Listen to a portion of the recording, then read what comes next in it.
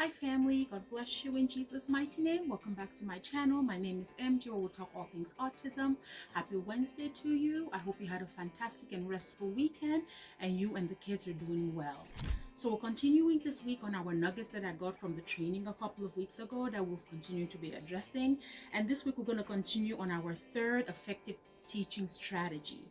And that one is a motivative operation. Now this one is set up in like 3 sections, and as we go through these, it's important that when we talk about our kids that we'll realize that there's certain things, like last week we talked on reinforcements or reinforcer that allows the child to be able to do what you're asking them to do, but they're motivated by something.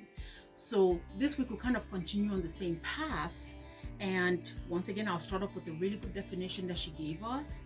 And a motivative operation is the factor, and once again I just want to read it just so that I don't mess up the definition. It's a factor which temporarily alters the value of an event or stimuli of a reinforcer. So naturally on this one she was trying to explain to us that, for example, she was someone that liked Reese's peanut butter. So if the husband does something wrong to her, and Reese's peanut butter is something that she had recently, and she just recently ate it, if he's trying to make up for the bad behavior that he did towards her, would the Reese's peanut butter be as good of a value as, let me say, flowers?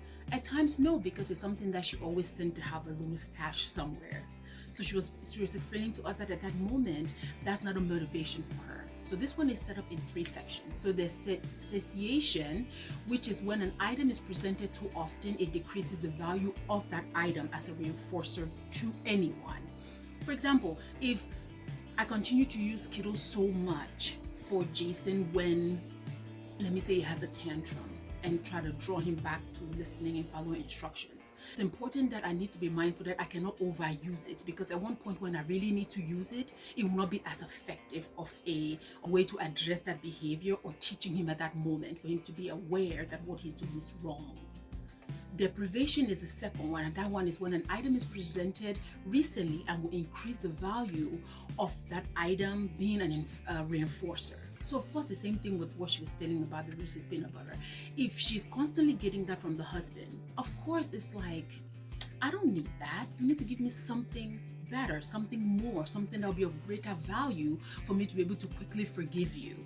You see, so that's how she's saying that it's one of those things like, do I really, does it motivate me for me to say I forgive you, or what you did, I can forget about it. Now the third one is competing motivative operation. Now that one is when a kid has had a motivative operation for something else that presents as something that interferes or decreases the likelihood of him or her having that motivative reinforcer for you to be able to draw them back into something that can change the behavior at the time. So with this one is, once again, frequently giving something, or giving it too much or not enough.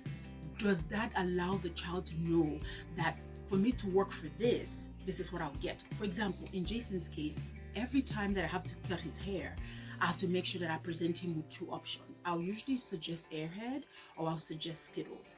But now the one thing is that I have to be mindful that it will not always work if that's what I'm always giving him to get him to sit down for me to cut his hair. So once in a while I'll switch it up. I'll be like, okay, well, let's work for Chuck E. Cheese, for example.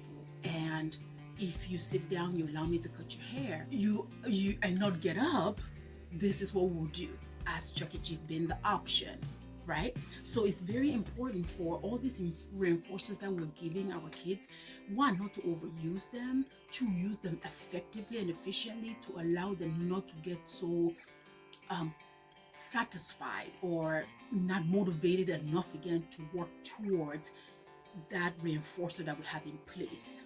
Okay, so that's the one thing. So I try to be mindful. Like I said, Skittles is number 1 on his list, so I try not to overuse Skittles, because I know that is one of his biggest reinforcer for things to get done, right?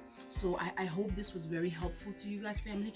And as we go into our next teaching strategies, next time we're gonna look at pairing, how we pair things together while we're teaching something towards the kids. Okay, family, until next time, enjoy the rest of your Wednesday into Thursday, and I'll see you guys on Friday's video.